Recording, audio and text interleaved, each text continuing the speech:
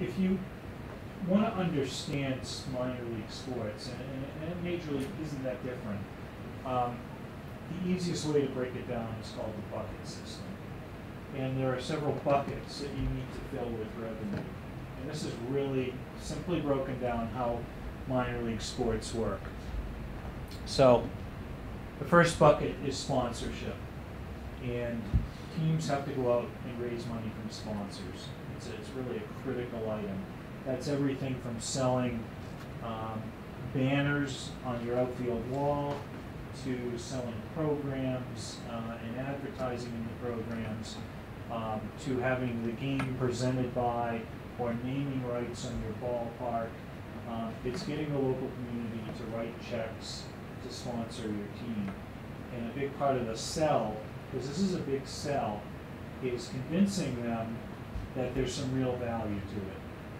And that usually comes by telling people how many eyeballs are going to hit their sign or their advertisement during the course of the season. Okay, so it's not, gee, it'd be great to support your local baseball team and put a sign up here.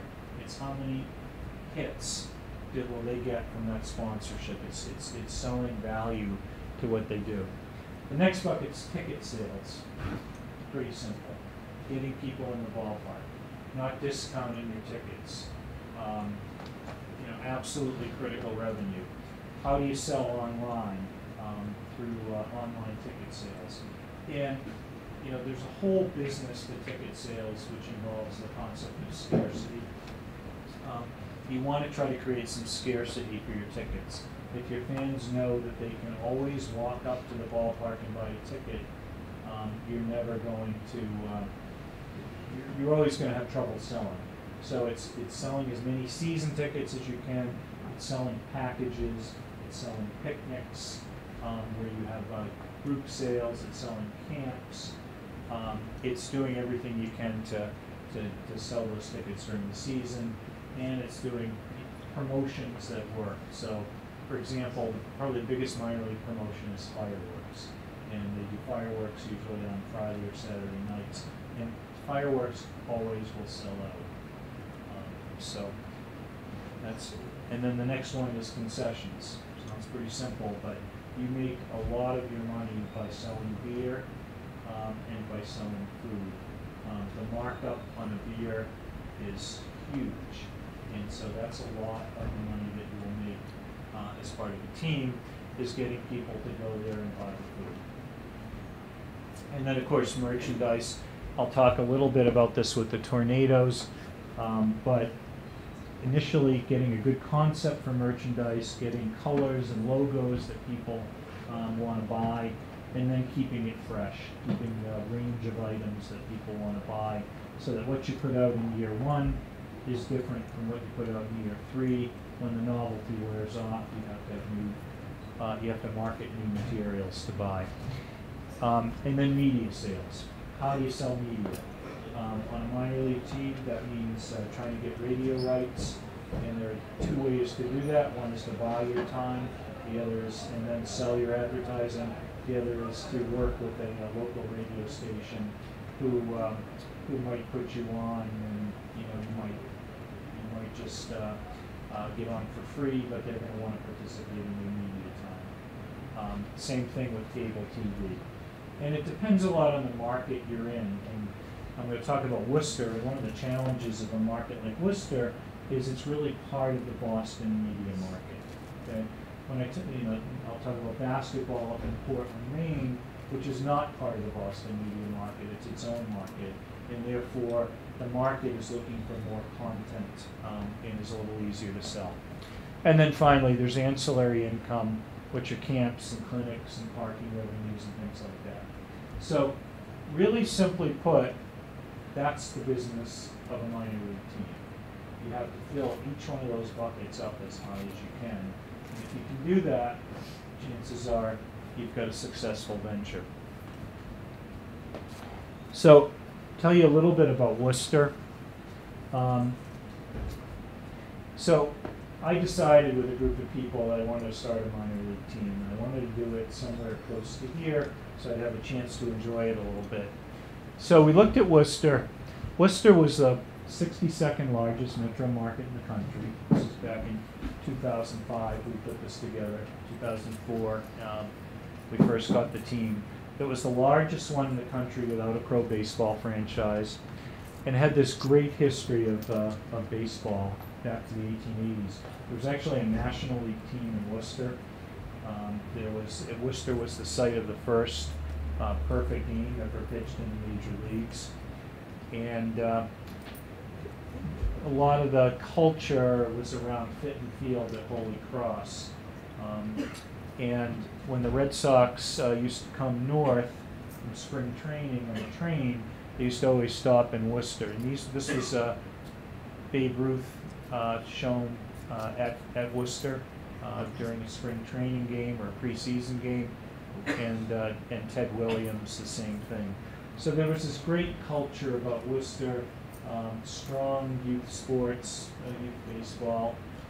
So we thought it was a perfect place to put a team.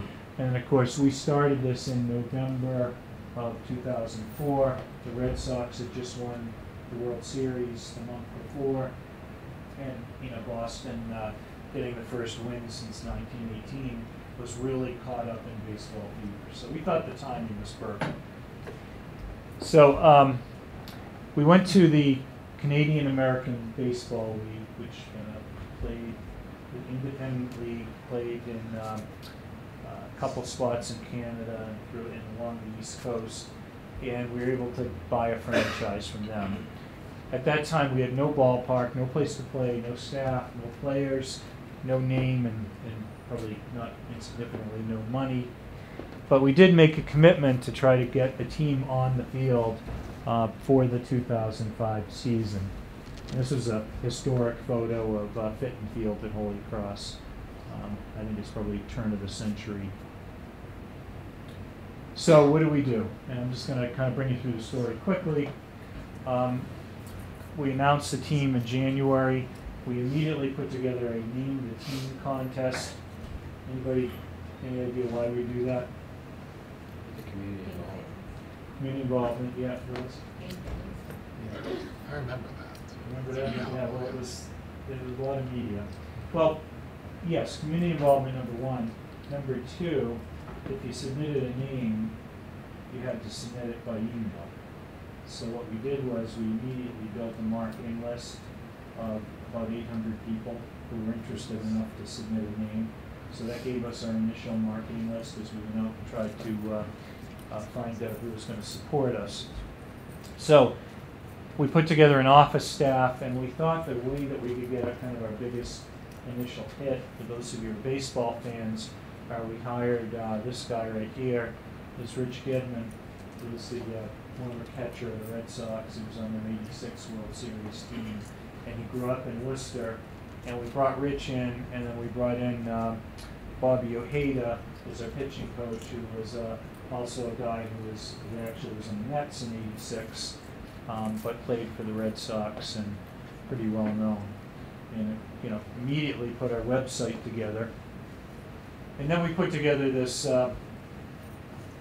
Name the Team contest. Actually, it was 2,800 responses. And we decided, we didn't want one of those alliterative names with a W in it. We wanted to try to do something a little different. And so we got all these crazy ideas, some of which are listed here. And then we decided to take the name Tornadoes. Why do we do that? In Worcester in 1953, there was the famous Worcester Tornado, which blew through town, actually created a lot of damage, and some people were killed. But Worcester's always known the Worcester Tornado. And we said, hey, we'll pay tribute to the Worcester Tornado. There were teams called Hurricanes. Miami had the Hurricanes, and there's some Cyclones, and so we thought we'd do that. Well, the media got a hold of it right away. It was on Boston radio talk shows. They were talking about it. There were columns in the Boston media. Everybody in Worcester was talking about it. But that was great. That was great. People were talking about us right away. Okay. So what we did was we couldn't have made a better choice, in my opinion. And we capitalized on all that publicity. And we immediately turned what some might have thought a negative into a positive by saying our pet charity was going to be the Red Cross Disaster Relief, and we would work with them over the course of the season. So you have to kind of build your brand, basic part of marketing, and that's what we started to do. And we did some research with a guy who does a lot of minor league design to say, what are the colors that will sell the most? How do we sell a lot of merchandise? How do we do something that really catches on? And that's what came out of this kind of orange and black scheme, the funnel tornado wrapped around the bat, and created some different uniforms that created different hats that had different selling opportunities. You know, if you wonder why the Red Sox wear red shirts on Friday nights and blue shirts during double headers and on Sundays sometimes, it's all about marketing, okay? Because people see the red shirt, they want to go out and buy it. And so we tried to do the same sort of thing at our level. And this was a real way to build our image and an incredible revenue source once we got it going.